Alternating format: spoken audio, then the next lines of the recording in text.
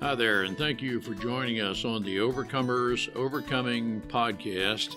We feature those who are in the process of overcoming or have overcome any type of life encounter, life obstacle that at the time seemed to be almost insurmountable. With this podcast, we have three objectives in mind. Our first objective is we want you to know with a confident resolve you are not alone. We want to work with you. We want you to know there are others who are working with you, who want to help you through whatever you are encountering, and together we will get through whatever you're experiencing. Our second objective is there are multiple options for any life encounter you are facing. We want to help you develop a resolve that there are various options and solutions to any life dilemma. Our third objective is to help you with critical thinking skills. If you're encountering something that was possibly a decision you made sometime in the past, and if you had the opportunity for a life redo, you would make a different decision. We want to help you with those critical thinking skills that can help you make an informed decision and not encounter what you're going through at the moment. We are the Cooper Culture, a veteran-owned business. We work with business personnel and families to develop and sustain connected relationship cultures within their families and organizations. That type organization is one where people feel wanted, appreciated, and genuinely a part of that organization. I'm with my wife and business partner, Marty, who has helped me facilitate this podcast. Today we feature Dr. Christopher Scott Wyatt for a third episode. We continue our conversation of neurodiverse people, how we can work with them in the context of impulsivity, that is the proclivity to be impulsive, reactionary, and obsessive compulsive disorder, where they sometimes work out repeated things in their life. Nothing wrong with these people. There are characteristics of these type people. How do we best adapt to them? How do we keep them from being defensive, argumentative, and how can we help them be truthful? Marty, what are some takeaways we can gain from listening to Dr. Scott?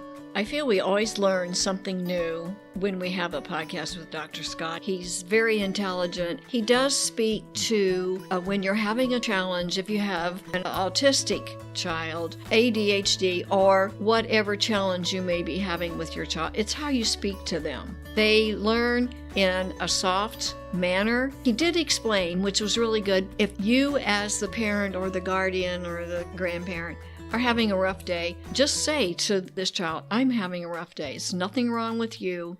It's me. Let's listen and learn together to have some very keen insights into working with neurodiverse people.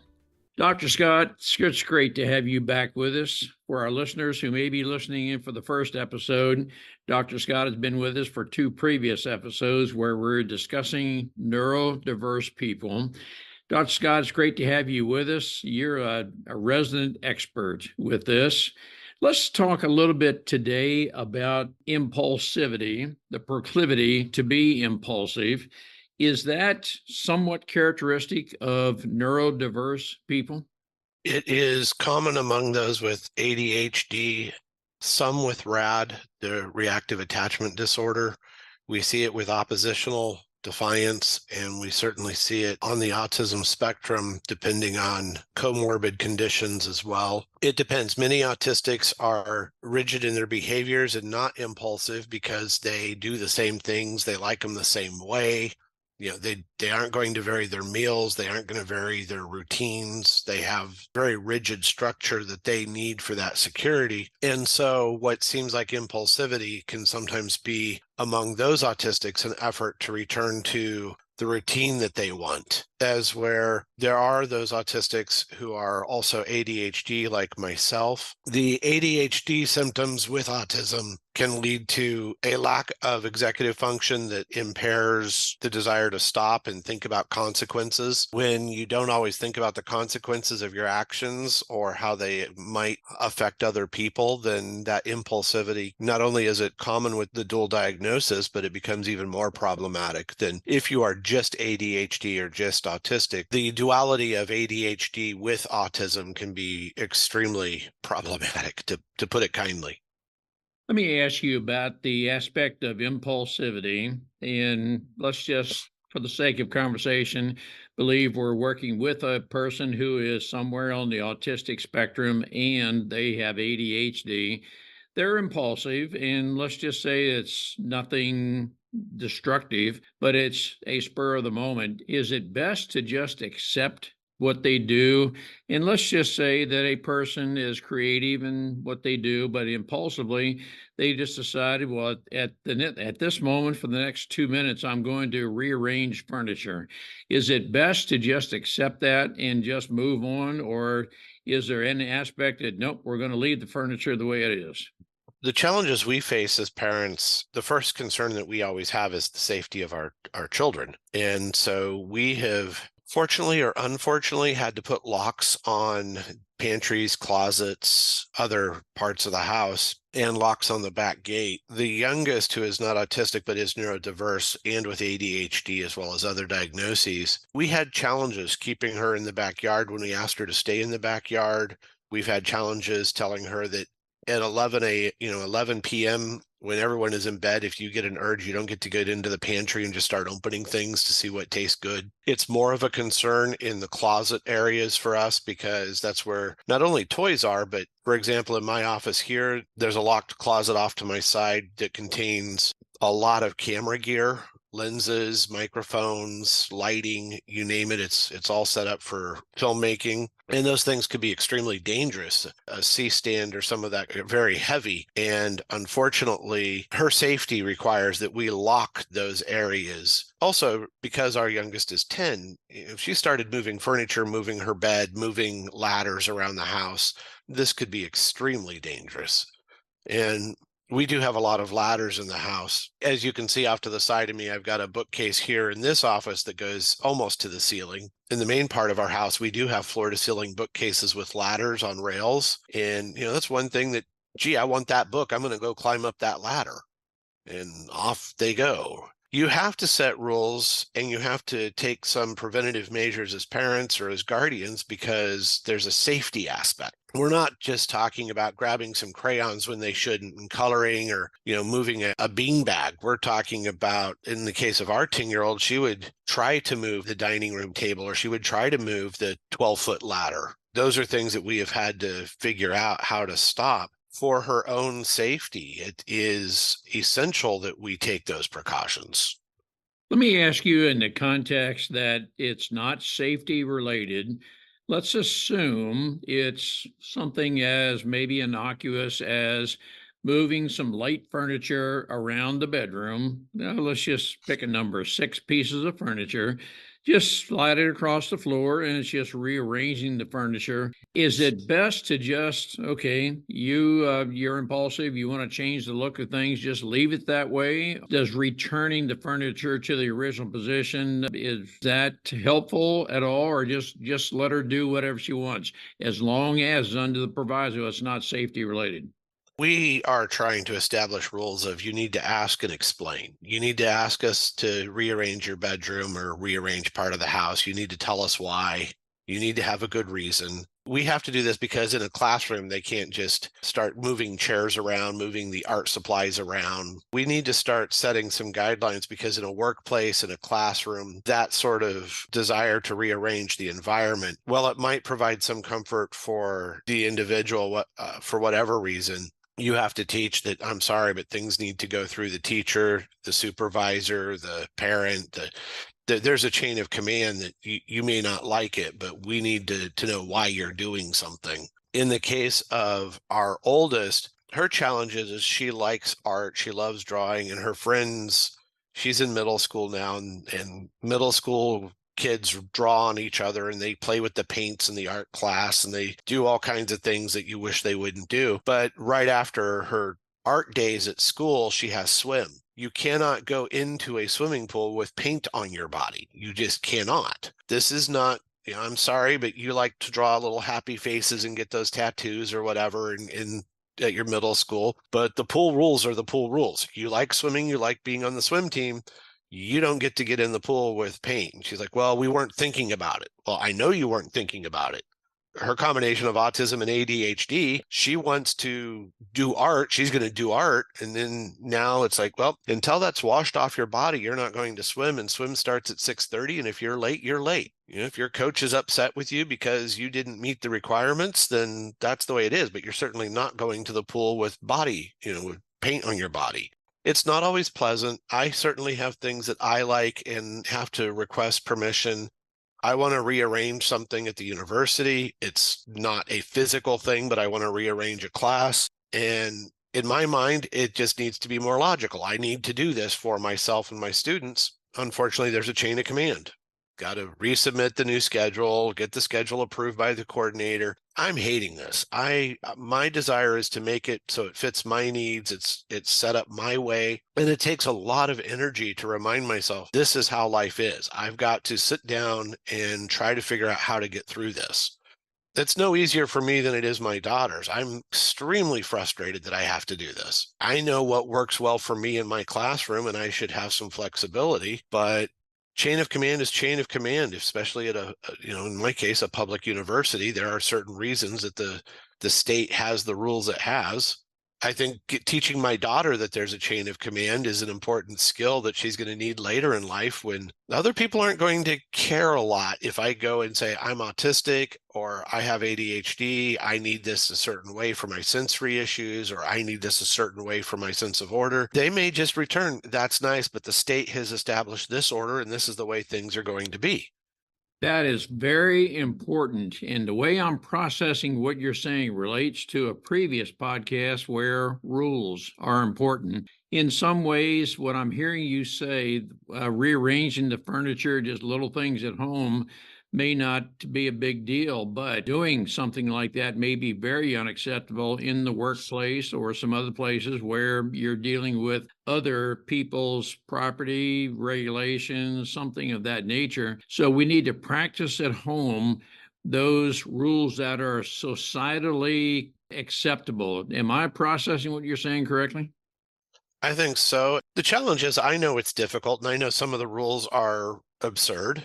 I know some of the rules, especially at a big institution like the university setting, can be silly. The rules have been the rules for, 50, 75, 100 years, and nobody knows why. I get that. But at the same time, I need to tell my daughter, okay, when you want to move something or you want to do something, you need to ask. It is not that we are always going to say no. It is that we need you to understand you go to the person in charge and ask permission. And that's a real challenge. As I said, I don't like it any more than my daughters do, but that is the way things are. I need to ask my supervisor to do something. There are things where the old saying, it's easier to ask for forgiveness than permission. Well, that's a wonderful sentiment if you're saving the world. It doesn't seem to work in most workplaces. If there is a rule against things in your cubicle, you may say, well, this is a silly rule about my cubicle in my workplace. But there may be very good reasons for those rules that are safety related, customer related, whatever it is. I think it's really important to explain to our teens and our children that this is the way mom and dad have to do it. This is the way grandma and grandpa have to do it. Everyone, whether it's the customer is the boss or a supervisor is the boss, somebody gets to make decisions about the workplace, the school environment, whatever. And you need to get into the habit of asking the people in charge before doing things. I want to ask you about executive functioning. I'm thinking of this, and correct me if I'm wrong. Executive functioning has to do with thinking, predominantly thinking ahead and maybe discerning the consequences of something of that nature. Can we, through, let's say, helping them adapt to and comply with rules in the house, help them develop their executive functioning? Is that the way to help with that? And I'm asking the question in a broader context. How can we, parents, grandparents, help neurodiverse people develop their executive functioning? Executive function is really a set of complex tools that the brain employs. It's everything from keeping your time management and keeping your organization intact to that cause and effect thinking. So executive function can be as simple as remembering to look at your calendar each morning to remember where you need to be and when, all the way through thinking about what you're eating and what the consequences are of your food choices, or that choice to skip something. It's very difficult for people to see their own executive function flaws. The person who is telling the child, okay, now you need to follow rules, you need to be careful, you need to do this, may be the same person who drives past the local donut shop and pulls over just because, well, that looks good. The person who orders something online because, wow, look at that ad, I'm going to click that and buy that. That's executive function too, that impulsivity that we all have. So what's really interesting to me is when I have a parent talking about, I need to help my child with their impulsivity. And at the same time, that is a parent who, oh, I think I'm going to go to dinner now. And they just go out and they buy a $100 dinner out. And then you start to think, maybe the parent has some ADHD or some executive function impairment, but it's so much easier to see it in a child because, okay, the child's getting out toys at 2 a.m. to play, or the child is climbing where the child doesn't belong, or the teenager's creating art where art doesn't need to be. So it's very easy to see. It's much harder to see it in the impulsivity of eating the wrong food that you shouldn't eat, skipping a pill you knew you needed to take, staying up later than you should because your favorite football game is, your football team is playing. Those are all impulse control, cause and effect too. And adults aren't very good at it.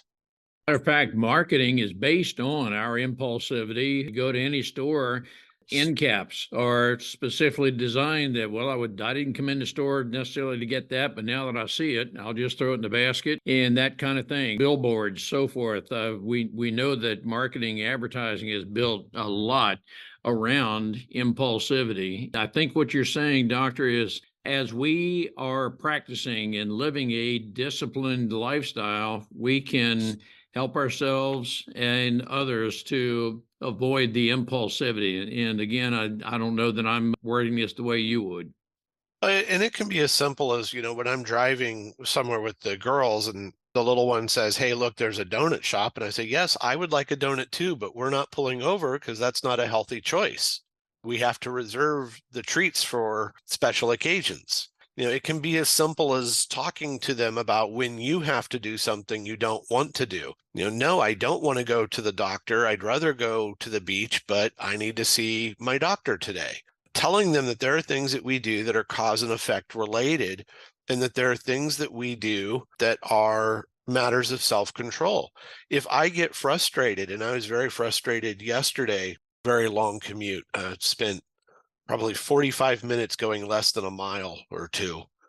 And I got home and I was just in a sour mood. And I told the girls, okay, I know this isn't logical, but I'm frustrated and tired and I need a break. I'm going to please just let me sit down and gather my thoughts. I think sometimes being honest with the teen or the child and saying, look, I know my urge right now to do so, to sit down and eat a candy bar and, drink a soda is not healthy and it's just, stress related.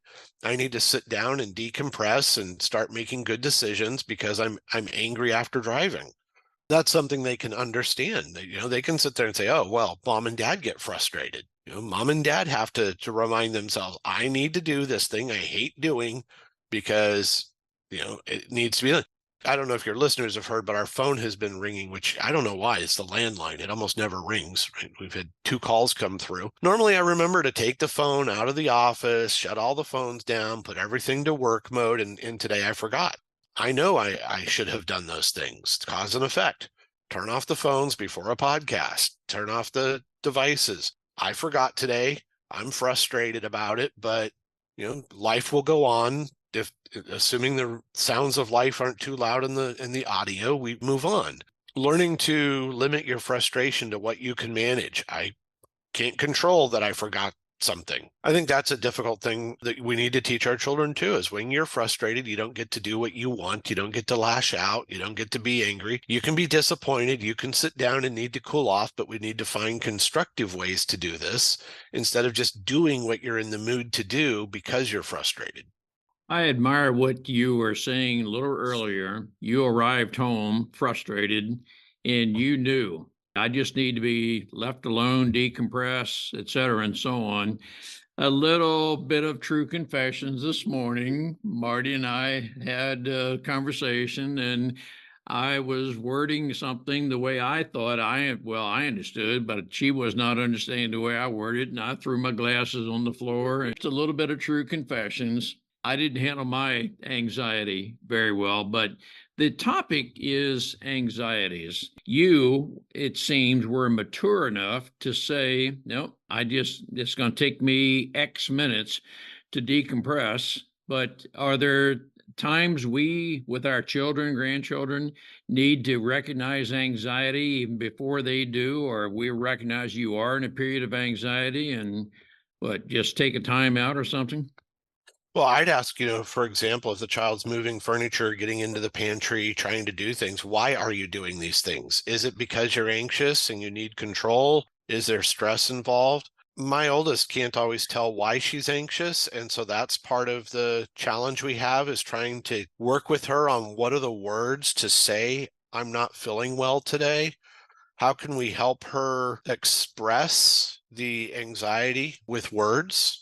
I find with our granddaughter, if I explain things to her, how I feel, she seems to understand, and it seems to calm her down a little bit. But I know that our oldest doesn't like that I'm frustrated lately, especially with the youngest, because we've recently found candy wrappers in her bed, and we're thinking, we lock things up, we do all we can. How did candy get into your room, first of all, and how did it get into your bed? And I was very frustrated with the little one. My frustration certainly was coming through. And the oldest cries, not the youngest. The youngest is like, you go ahead and be angry with me. I don't, whatever. But the oldest was crying, dad's upset. Why is dad upset? Who's not following the rules here? I don't like this. Because her combination of autism is she's very sensitive. She does not even like a stern voice. Even a stern voice is a trigger for her. But the youngest, it doesn't matter what you do. She's just going to be like, yeah, whatever. I wanted candy. I ate some candy. And we are not, like I said, we had to resort to locking things up with her because she's oppositional. And with that oppositional defiance, there is just nothing. And you can tell her no. And that's all the more reason for her to do something. Yeah. Our granddaughter is like your oldest. If you raise your voice, she'll say, you're upset with me, or I'm in trouble. And you just have to say, nope, you're not in trouble. She seems to, if she thinks she is, she gets a little anxious. Yeah, and that's that's definitely our oldest, is if you raise your voice or if you even seem frustrated, she knows it and she cares. She doesn't want to disappoint adults. She knows what disappoints us. She knows where our disappointments come from. When she's breaking rules and she knows she's breaking rules and she tries to hide it is when we get most frustrated. So we have rules. The rules exist for safety. They exist for your success. Don't lie to us. Don't try to hide things. If you make a mistake, tell us you made a mistake and we'll fix it, but don't lie. Let me pursue lying a little bit. We've noticed with a few people who we feel they're either officially diagnosed neurodiverse, but they have it seems, a propensity to, I guess I'll use the term lie. What you just said is not entirely truthful. Is that a trait, and how do you help a person over that? And that's a very open-ended question. I'm not even sure how to phrase it correctly.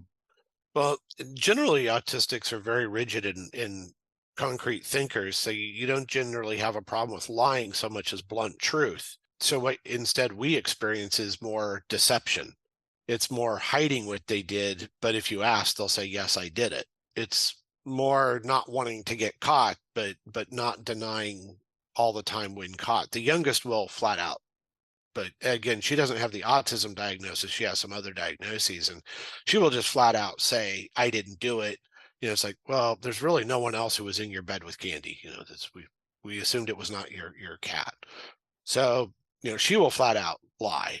But the oldest won't lie. What she'll do is she'll hide. She'll try to undo or hide or put things away in drawers that maybe are broken or things that shouldn't have been done. She will try to manipulate what we find or don't find. We are in a time when it just saddens me, but the truth is already stretched in so many different ways. Telling our children to be honest is increasingly difficult. I totally radically agree with you I, there. Let's just say the person who, okay, deception, but yet you engage them in conversation a little bit further. Okay, yes, you're right, I did it, and so forth. Is it helpful to go through that kind of a sequence of, well, no, let's just discuss this a little bit further?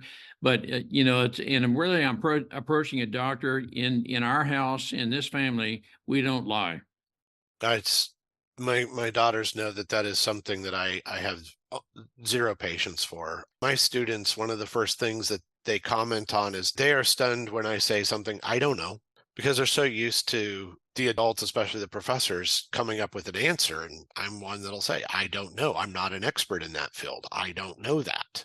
I don't try to be something I'm not. I am very clear about that. Lying, deceiving, I just don't like those things. And it makes it very difficult for me. When the girls do it, I take it quite personally, and I shouldn't, but I do, because our rules are very clear. You don't lie, you always be kind, and you always ask permission. When they break those rules, I wonder how I could have worked better for that outcome. We always talk through when they do make a mistake. We try to talk through, why did you do this? Why did you make these choices? Why did you think it was better to not tell the truth? Try to show them through a discussion of why they actually did more harm than good just by not coming to us and saying, this happened, I did it, I'm sorry, how can I fix it? You seem to have what I'm going to categorize a very mature thinking approach to everything we're talking about, the executive functioning. And yes, you are very aware of different things that the rules ought to be changed, but hey, I'll live within the rules of stupidity, or whatever term we may want to put to it. You seem to have a very mature approach to that. Is that just a part of your personality, or would you say you have had to overcome and grow to that point, overcome some childish stuff? And again, I'm not even sure exactly how to word what I'm saying. My wife would say I'm incredibly impulsive and outspoken, because I will certainly tell the university that the rules need to change. I will certainly express my dissatisfaction with the system. I make it no secret that I think we need to revise things, or we need to better serve our students. When a workplace just will not adapt enough, I have certainly determined that some workplaces don't fit my personality, because they won't be honest with students, or they won't be honest with customers, and I can't do that, so I can't work there. My wife does tell me I need to work better at getting along within systems, and there are just some rules I won't bend. And thankfully, I have the flexibility to say, okay, I need to go find a different place when somewhere is not being honest and truthful with, as I said, either the customer or the student or the employees. So I'm very impatient with toxic workplaces that won't be reasonable. But at the same time, I recognize there are things that even the best workplace will never change, because they do have their cultures, they do have their processes, their procedures. As much as I may not like it, if I want to continue teaching and researching, I need to be at a university, and I need to figure out how to navigate that system. Again, that goes back to cause and effect. I want to publish, I want to research, I want to be a professor of, or whatever I am. I want to be in academia. So I have to find a place where I can survive as best as possible. That doesn't mean that it's easy. It's incredibly frustrating many days. And I have to tell myself, well, I have a book chapter I just finished for a publisher. That happens because I'm at this research university. I need to put up with some of the things at the research university to get my book chapter published. That's just the way it is. There are times, though, where I'm just like, I really wish I could just say I'm done, I'm walking away, because I don't like the stress and I don't like the rules. That's something you just have to teach our daughters as well, is there will be times you want to give up and quit because something is so insane. You just have to ask yourself, do I need to do this to achieve my dream? And that goes all the way back to our first discussion of college courses or high school courses. There are courses you're not going to like, but if you don't take them, you don't get the degree. There are tasks you are not going to want to do. There are assignments you are not going to want to do. And I have students who will not do them. Well, then they don't get the grades they thought they should have received. There's really no other thing to say other than you made a choice.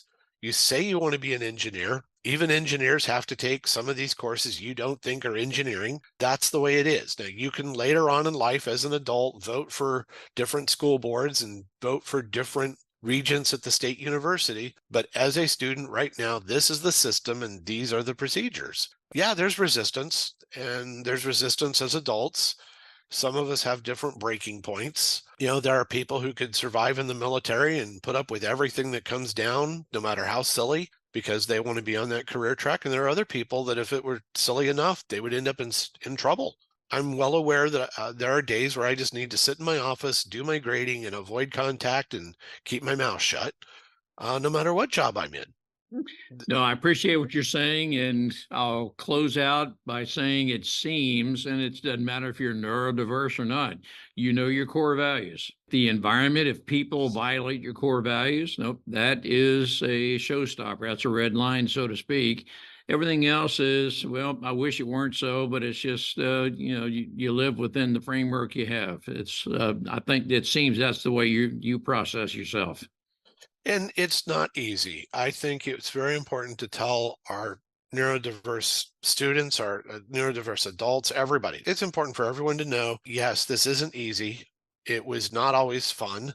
I have to remind my students, I know you want to be a doctor, you want to be a lawyer, and you don't really want to be in this particular class because it's not one you want. But we need to make this work for you. You need to get through, you need to succeed so you can get into law school or medical school or whatever it is. When you're 18 years old, thinking 2 years ahead is difficult. When you're 6 years old, thinking 30 minutes ahead is difficult. At my age now, thinking 5 years ahead is a lot easier than it was when I was 11. Now I can think 5 years ahead, what needs to be in my retirement account in 5 years or 10 years or 15 years. I can think about what needs to be done at the house in a year or 2 years. But when you're 13, 14, when you're 6 or 7, that time compression really changes things. For a 18-year-old student thinking about graduation, that's way off. That's so far away they can't even imagine that the grade in my class is going to affect their graduation. My 11-year-old can't think ahead to what's going to happen because she isn't behaving properly. Like I said, painting on herself in art and then not getting to swim, but she wants to be on the high school swim team. There are things you're going to have to learn about the swimming pool rules. With the youngest, there are safety rules, and we need to explain to her constantly, you get hurt, you can't do things. It may not be fun telling you have to go brush your teeth, you have to stay off the ladder. We have all these safety rules, and they may not be fun, but when you do get hurt, think about the consequences. Recently, the little one sprained her ankle running around at school a little recklessly, and suddenly she couldn't play on the basketball team. It took something like that for her to realize, oh yeah, when I run down the hall and I run at school, now I'm hurt and now I don't get to do the thing I like, which is playing on my YMCA basketball team. Consequences are difficult for all children, all teenagers, all young adults. They say executive function doesn't really develop until about 23 to 25 years old. Really, we're dealing with the same issue for anyone under 21 or 22. They just don't have that cause and effect thinking. So we need to sit them down and say, here's what you did. Here are the consequences. And you're going to have to repeat it 100 times. And hopefully it eventually clicks. There's really no alternative because their brain is just not fully developing that executive function until their 20s. And it didn't for any of us. We all did stupid things. Dr. Scott, I want to thank you for your wisdom. Just love the way you think. This is very helpful to us, our audience, our listeners. Thank you so much for sharing, and we look forward to continuing our dialogue with you. Thank you very much. Well, thank you. I hope you have a great time, and I hope the audience has enjoyed these episodes. Sure have. Thank you, Doctor. Thank you. We appreciate having the opportunity to share our and our guests' life experiences with you. The Cooper culture advances organizations to achieve and sustain high retention rates, connected communication, and trust through personality insights and principled leadership. You can contact us at our website, thecooperculture.com, and you can contact us directly at ron@thecooperculture.com or Marty, M-A-R-T-Y, at thecooperculture.com. We work with you to help assess aspects of your culture to advance the environment and people to their best performance. We do that through our staff of certified personal performance coaches, leadership trainers, keynote speakers, and DISC personality behavior experts. You can book a speaking engagement directly through our website by contacting us at ron@thecooperculture.com.